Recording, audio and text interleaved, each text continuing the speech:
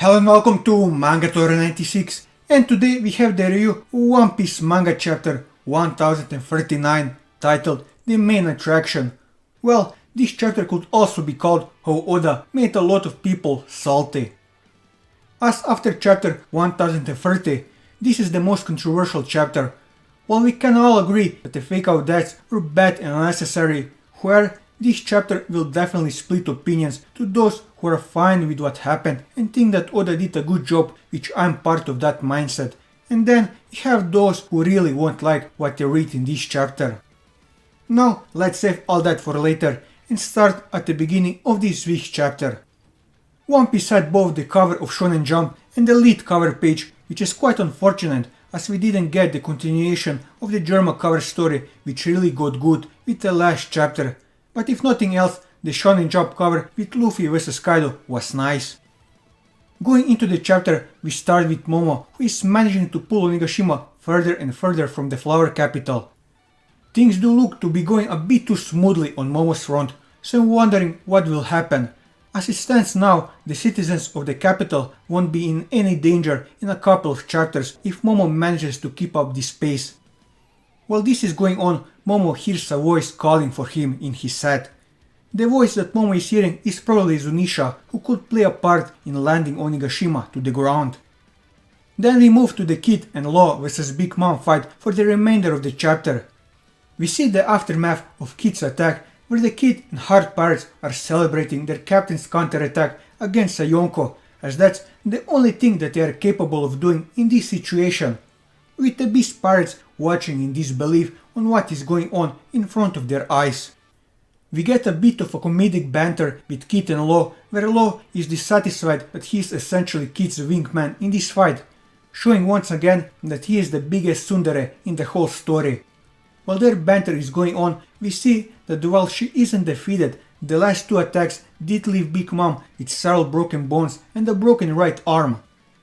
This is quite shocking, as it took more than 220 chapters since her introduction for Big Mom to be so seriously injured, which is both a testament to her strength that it took so long for her to be injured in a severe way, and in Kid and Law's strength that they managed to pull a feat like that, which just further reinforces that those two are the closest ones to Luffy in the new generation in terms of power.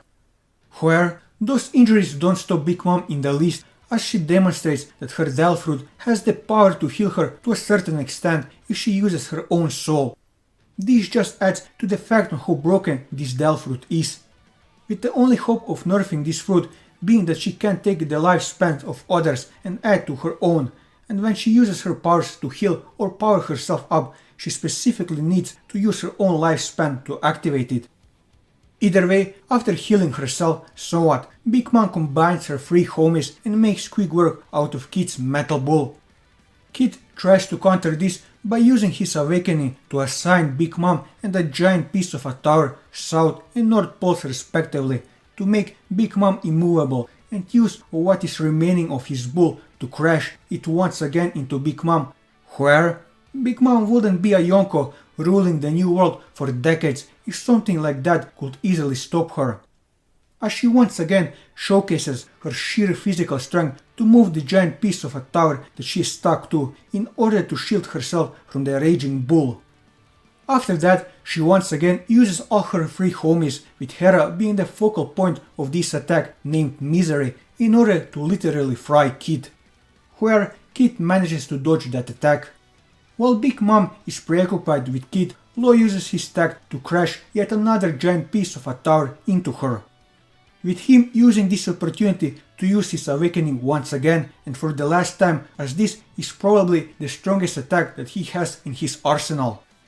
Since we first saw Onigashima in all its glory, there were speculations that the giant sword will be used for something important, but to this day nothing did come of it, and it probably won't, as Aslo decided to make his own sword at least longer than the one on Onigashima, so we fulfilled our quote of giant swords for the arc. When he pierced Big Mom, the sword went not only through her and Onigashima, but it pierced mainland Wano as well. That is how long Law made Kikoko using his Kroom. The attack that followed was the most impressive attack that Law did since his finisher against Virgo at Bank Hazard, where he cut a mountain in half. Here he didn't cut a mountain, but he managed to not only give Big Mom the most damage that she suffered in almost 4 decades, but as a side note, he created a giant hole in mainland Wano where his sword pierced while he is several hundred or even thousands of meters above ground. My assumption for why Law made his sword so long in the first place is if he didn't, the resulting shockwave would have definitely destroyed Onigashima, so he used mainland Wano to minimize the damage on Onigashima itself, and this giant hole could be used for something in the near future. Some ideas being that Onigashima will be put into that hole, or that Yamato will throw all the explosives in it. Where even an impressive attack as this isn't enough to finish Big Mom off, as Misery tries to attack Law, but here comes Kid with the big guns, specifically a giant railgun. I wonder, does he use a giant arcade coin as a projectile like a certain tsundere from a certain scientific railgun? Anyway, that doesn't matter as Kid has Big Mom at point blank range without her homies to protect her as they went after Law, and her being in a really bad shape after Law's attack, where this doesn't stop her from trying to act as an undefeatable emperor that she was. Kid doesn't really care about her bravado as he just fires his railgun at her point blank range. With Big Mom receiving this attack and Law commenting that her era ends here, we end this chapter. Is Big Mom defeated with this? Going by how this arc went with its fights, I would say yes, but we'll have to wait and see for the next chapter to get this confirmation. Until then, and definitely after that, there will be a lot of discussion on whether this fight and its result were good or not.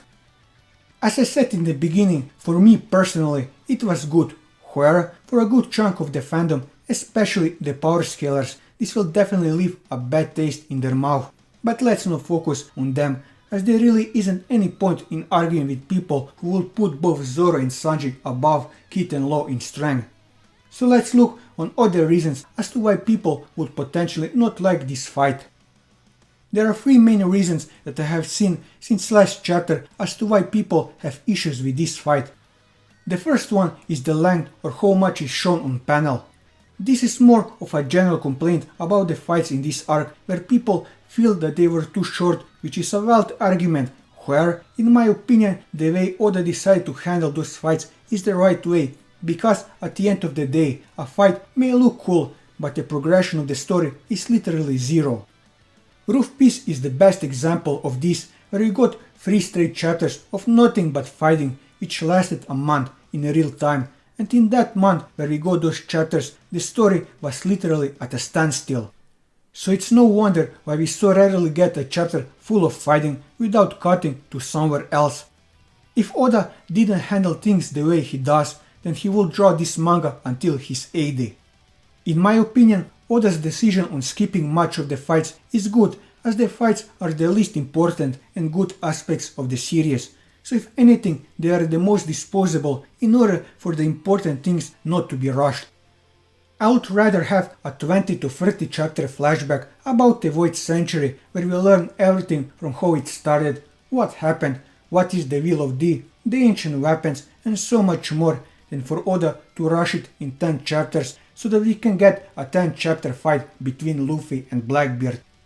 What I can say for those of you who aren't satisfied with the fights in this arc is that you better find another manga to read to satiate those cravings, as there are a ton of other manga that do the fights much better than One Piece.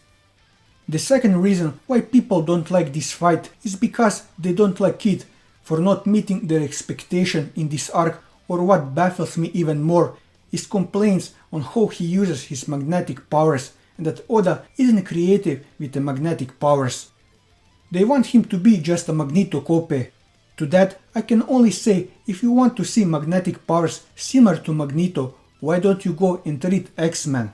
As Kid being just a Magneto copy power-wise would be the real insult on Oda's creativity with magnetic powers. So hopefully the way he used his powers in this chapter satisfied at least some of the critiques, although I doubt it. And the final reason why people may not like this fight is the mythos that the fandom created around the Yonko, and the underestimation of the new generation. What I mean by that is that the fandom created even a bigger hype train for the Yonko than what Oda tried to do in the story. The best example of this would be Shanks, who feed-wise only has his clash with Whitebeard and stopping Akaino's punch to his name, something that Luffy could easily do right now in the story. But going off his status and so on, Shanks is considered to be the strongest in the world by many fans, which is a reasonable assumption of everything that we know of him. But the problem starts where the people who put Shanks on a pedestal with only implications in the story disregard the same implications in the case for Kid and Law, where they completely ignore the fact that Kid and Law are built up as Luffy's closest rivals. So we got those atrocities where Zoro and Sanji are supposedly stronger than Kid and Law, and after a chapter like this one, where once again Oda shows us that no, Kid and Law are the closest to Luffy from the new generation, something that was apparent over 500 chapters ago when they were first introduced. But no, people will bitch about it, that it doesn't make sense, that One Piece hit fairy tale level, which it actually did, but not with the fights, but the fake out dice. They will keep bitching about it in order to protect their nonsense power scaling opinions.